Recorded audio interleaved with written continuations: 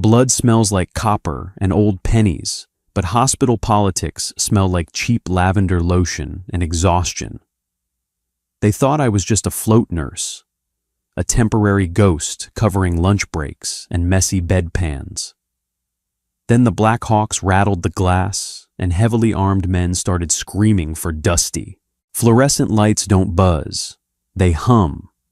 It's a low abrasive frequency that burrows behind your eyes around hour 10 of a 12-hour shift.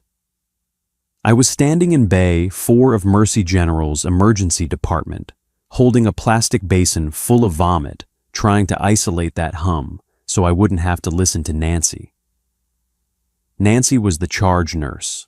She wore scrubs the color of bruised plums and clogs that sounded like a heavy gavel striking the linoleum. "You're floating today, Harper," Nancy said, not looking up from her tablet. Her tone was the exact pitch reserved for nursing students and broken medical equipment. "I know they had you up in neuro step-down yesterday, but we had a call-out.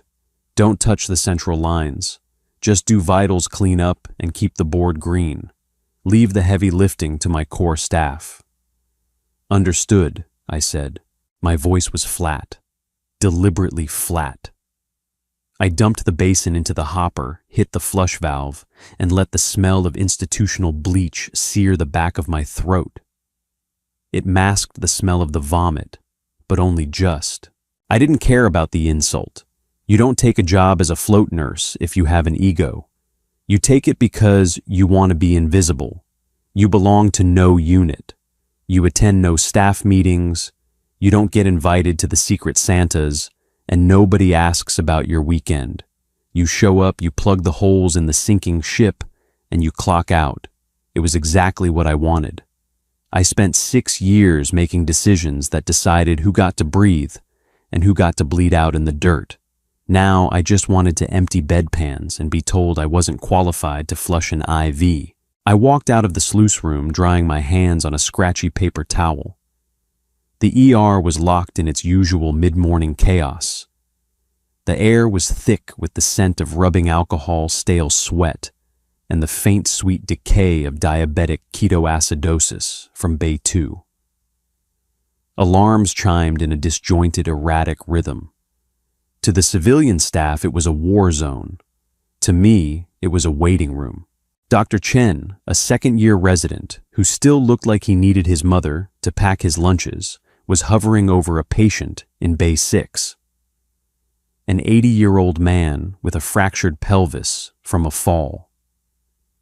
Chen was frantic, his hands visibly shaking, as he tried to secure a peripheral line in an arm that looked like translucent parchment. The monitor was dinging. Blood pressure was bottoming out.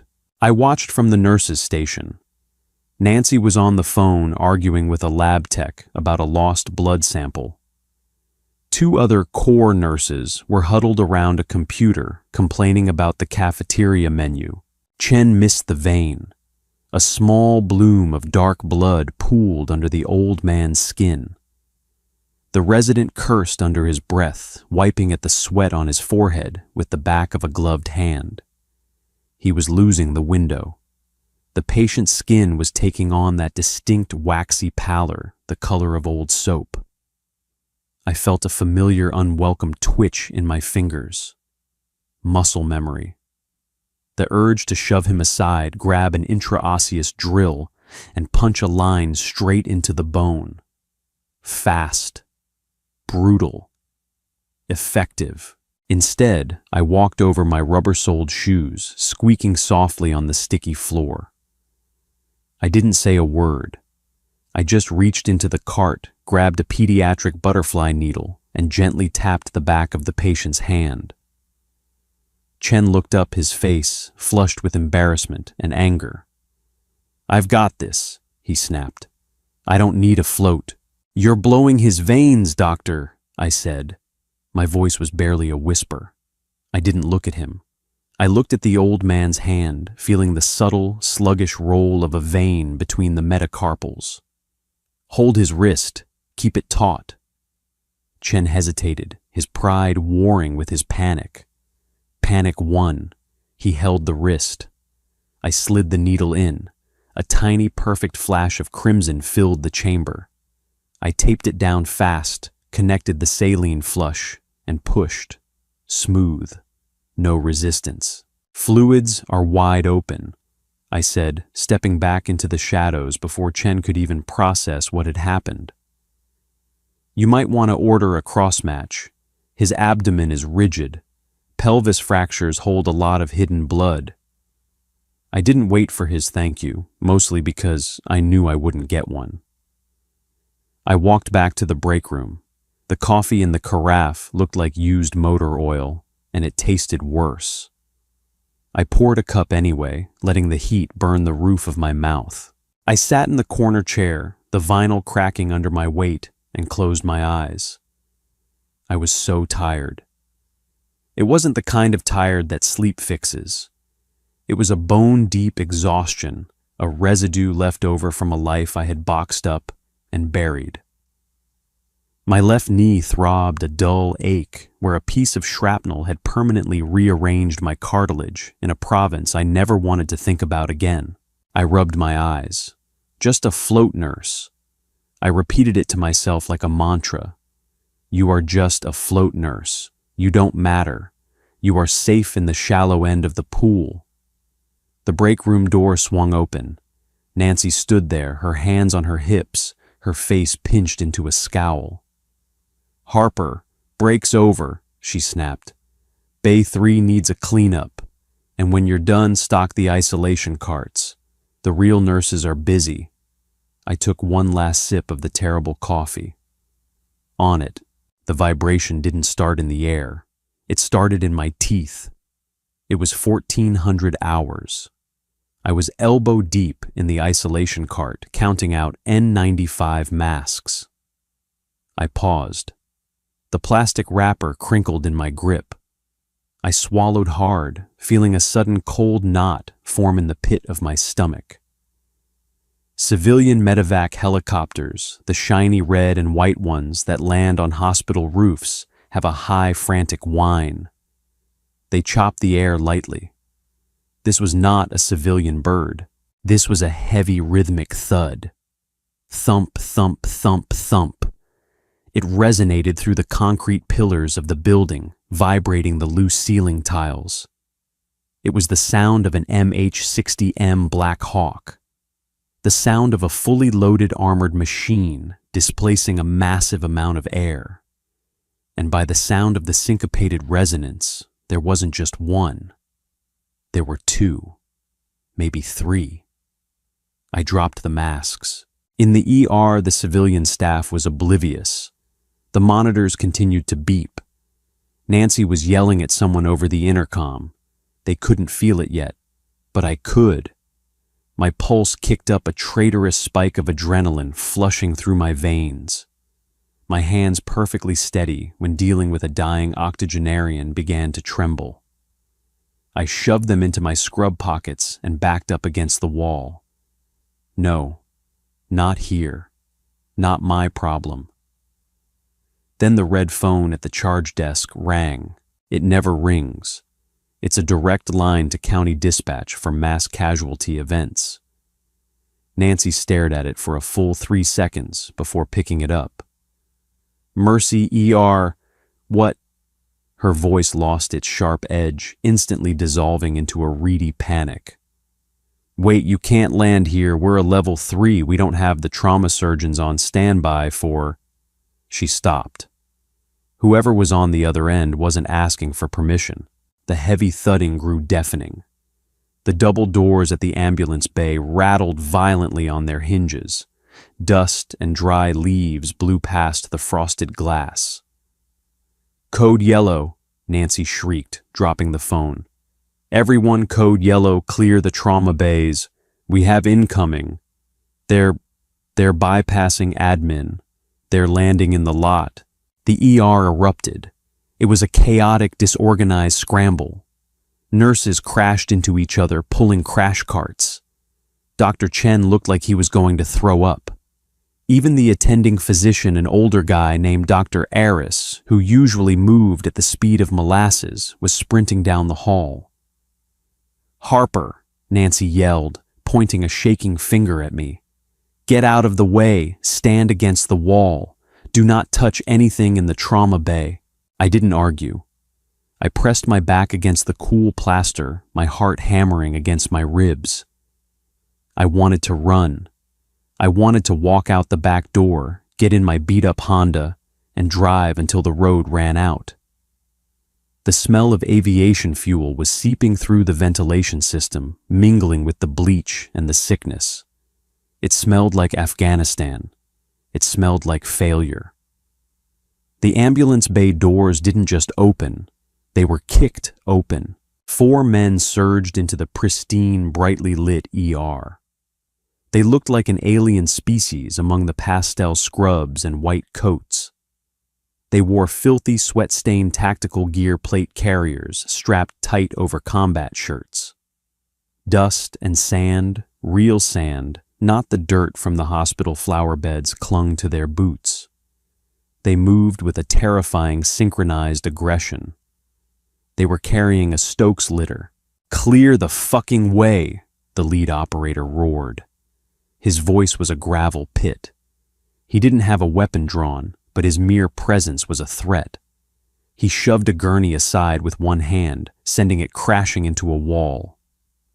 "Bay 1, move," Dr. Aris yelled, trying to sound authoritative, but his voice cracked. The operators ignored him. They hoisted the litter onto the nearest empty bed in the open floor, disregarding the sterile trauma bays entirely. I stayed pinned to the wall, trying to control my breathing. I could see the man on the litter. His uniform was shredded. His left leg ended abruptly below the knee, a makeshift tourniquet twisted so tight into his thigh that it was cutting into the muscle. But that wasn't what was killing him. It was his chest. A massive gaping wound just below the collarbone bubbling with pink froth. Tension pneumothorax. His trachea was deviating to the right. He had minutes, maybe less. "We need to get him to surgery," Dr. Aris yelled, rushing forward with Chen in tow. "We need blood, O-negative massive transfusion protocol. Let me see that chest wound." The lead operator, a massive guy with a ragged beard and a patch on his shoulder that I recognized with a sickening jolt, stepped directly into Dr. Aris's path, putting a heavy-gloved hand on the doctor's chest. "Back off," the operator snarled. "I am the attending physician." Aris protested, though he shrank back from the sheer physical mass of the man.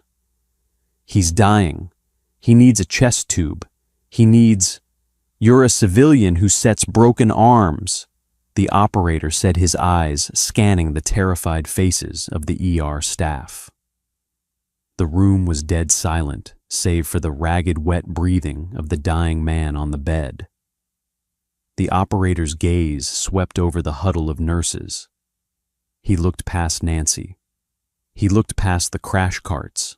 "Where is she?" he demanded. Nancy swallowed hard, stepping forward nervously. "Sir, I am the charge nurse. If you tell us what unit you're with, I can contact the VA or the military liaison." "Shut up," the man snapped. He turned in a slow circle. "I know she's in this hospital. Dispatch tracked her license." My stomach dropped into a bottomless abyss. No. I held my breath. I tried to blend into the plaster behind me. I was wearing generic blue scrubs. My hair was pulled back in a messy bun. I was a ghost. The operator took a deep breath, the smell of copper and death radiating off him. He looked directly into the crowd of cowering medical professionals and roared. "Where is Dusty?" The name hung in the air. A phantom. A relic from a life I thought I had burned to the ground. Nobody moved. Nobody knew who Dusty was. To them, I was Harper, the float nurse, the girl who cleaned up the vomit. The man on the bed seized a brutal full-body arch. The bubbling in his chest worsened. Another operator holding pressure on the stump of the man's leg looked up with wild, desperate eyes. "Wyatt, he's crashing. He's losing his airway." Wyatt, the giant with the beard, looked panicked. Actual raw panic breaking through the tactical discipline. "I need whiskey 6, Wyatt screamed at the room, his voice cracking. "I need dust-off actual now." I closed my eyes. The hum of the fluorescent lights faded, replaced by the ghost of a rotor blade, the memory of screaming engines, and the smell of hot sand. I didn't want to do this. I was so tired. If I stepped forward, the ghost was dead. Harper, the float nurse, would cease to exist. The man on the bed let out a horrific, rattling gasp. I opened my eyes. I looked at my hands. They had stopped shaking. I pushed off the wall. My rubber soles didn't squeak this time. I walked past Nancy, who was staring at the men in wide-eyed terror. I walked past Dr. Chen, who was frozen in place. I walked right up to the giant named Wyatt. He looked down at me, his eyes wide, recognizing the posture, if not the face. "Move," I said. My voice wasn't flat anymore. It was sharp, cold. It was a scalpel. Wyatt stepped back instantly, deferring to the tone. I looked down at the dying man. I didn't see a patient. I saw a puzzle that was rapidly falling apart. "He needs a needle decompression, right fucking now," I said, my hands moving, before my brain even registered the commands. I didn't look at the doctors. I looked at Nancy. "Nancy," I barked a command that echoed off the linoleum. "Get me a 14-gauge angiocath, a scalpel, and a chest tube tray. Skip the betadine. Just give it to me." Nancy blinked, her mouth opening and closing like a fish. You're not authorized to..." I didn't yell. I didn't have to. I just looked at her, letting 6 years of combat trauma stare back into her terrified civilian eyes. "Bring me the tray, Nancy," I whispered, "or he dies on my floor and I break your fingers." Nancy ran. Nancy practically threw the plastic tray onto the edge of the bed. She was hyperventilating, her eyes darting between the armed men and the blood pooling on the linoleum. I ignored her. I ignored Dr. Aris, sputtering something about liability. My hands tore open the sterile packaging of the 14-gauge angiocath.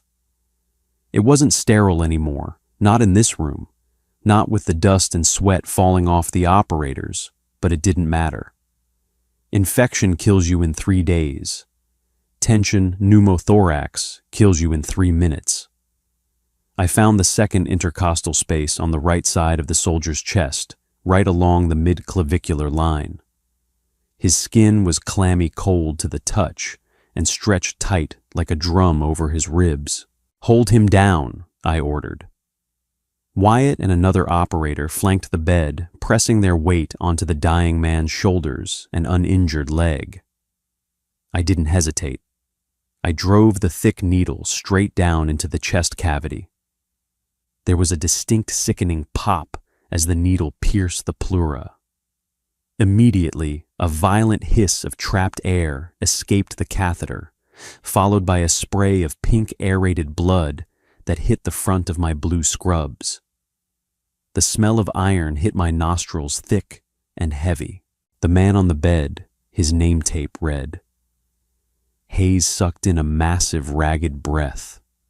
The terrifying blue tint around his lips began to recede, replaced by a dull, mottled gray.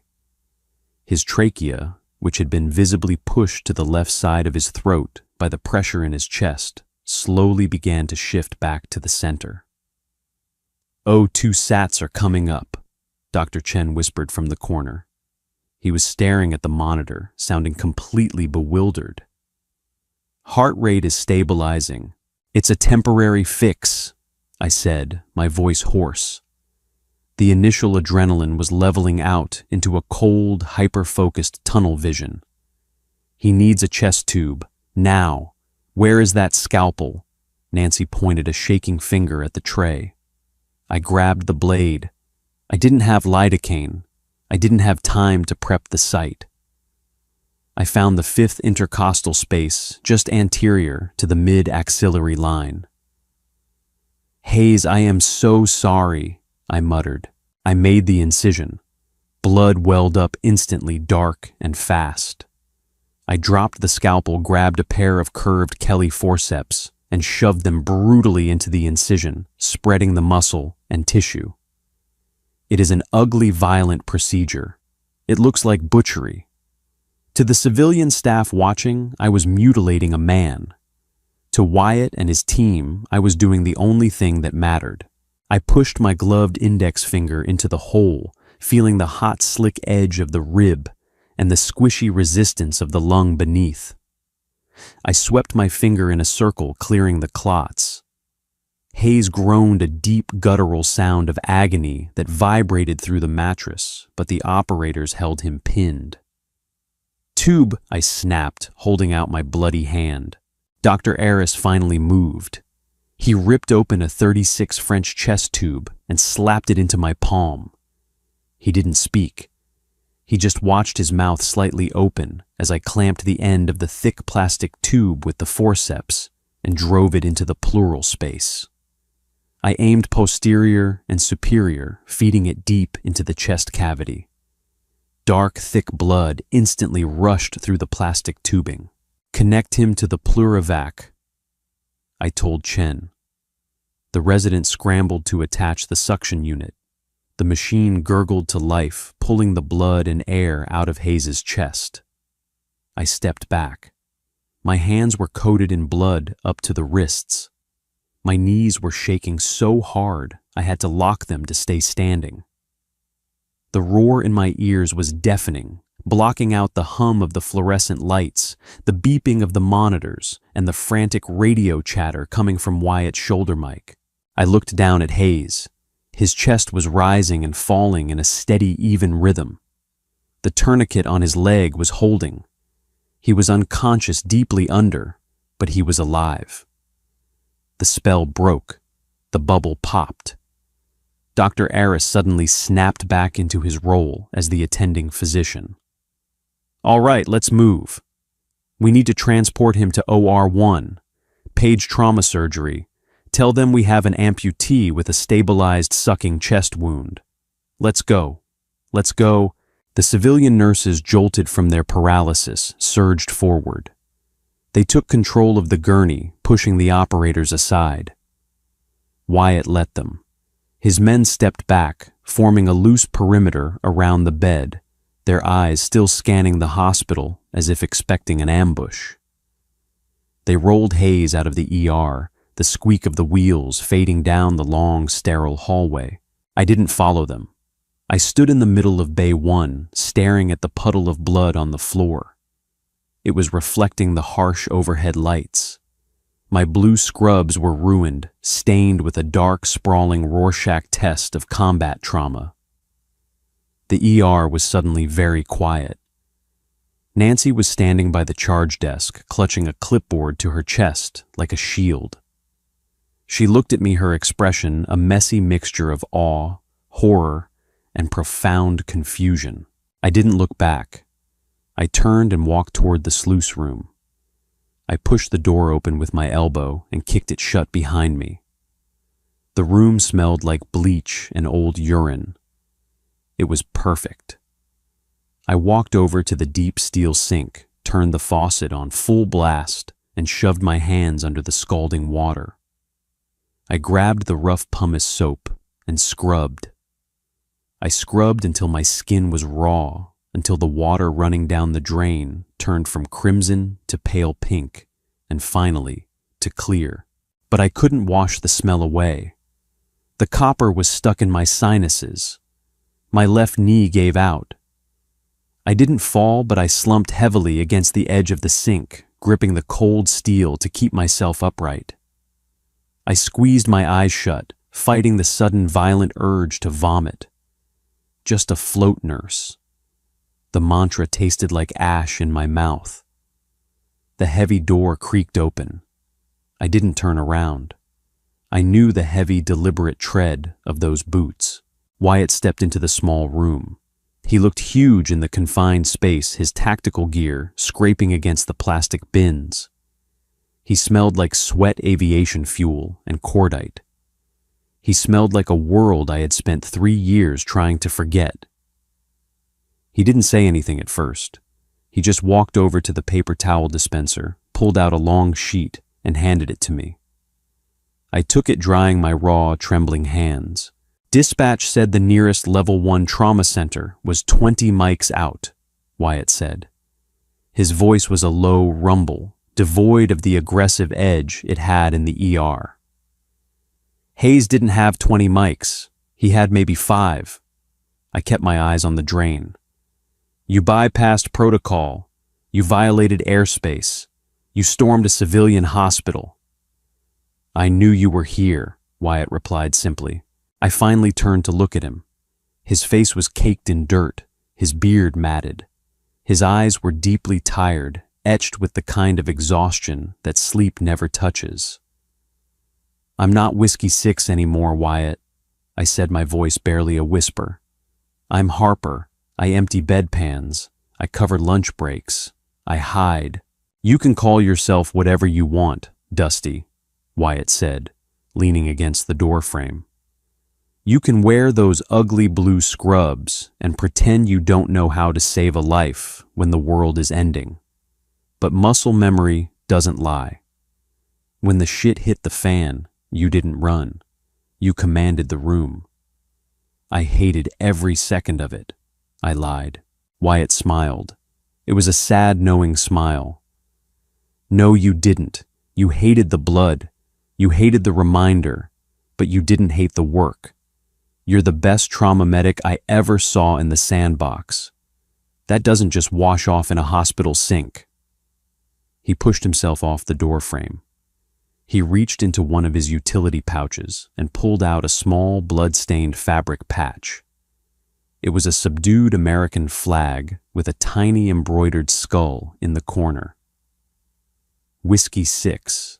He set it on the edge of the sink, right next to the harsh institutional soap. Hayes is going to live, Wyatt said. Because of you. Again. If you want to go back to being a ghost, I won't stop you. We'll get out of your hair. He turned and pushed the door open. Wyatt, I called out. He stopped, looking back over his shoulder. Tell Hayes he owes me a new pair of scrubs, I said. A genuine tired grin broke through Wyatt's grim expression. I'll tell him. Good to see you, Dusty. The door swung shut, leaving me alone in the sluice room.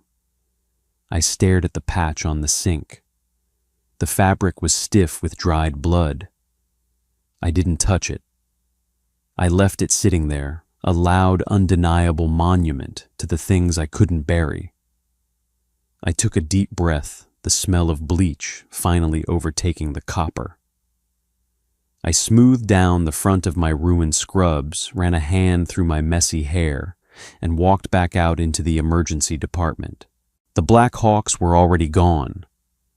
The vibration had faded from the concrete, leaving behind the steady, abrasive hum of the fluorescent lights. The civilian staff was huddled near the nurse's station.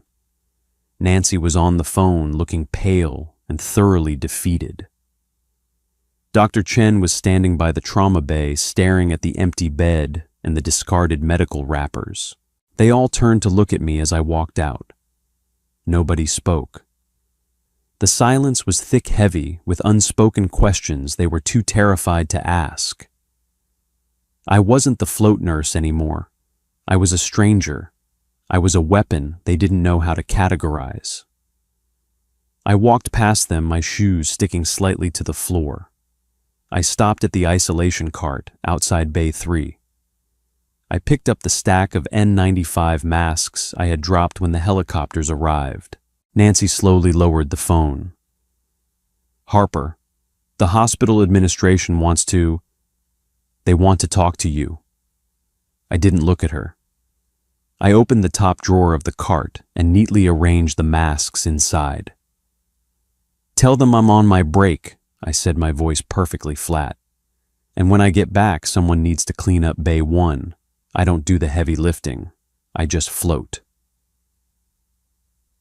If Harper's story of hidden scars and unyielding courage kept you on the edge of your seat, hit that like button and share this video with someone who needs a reminder that our past doesn't break us, it builds us.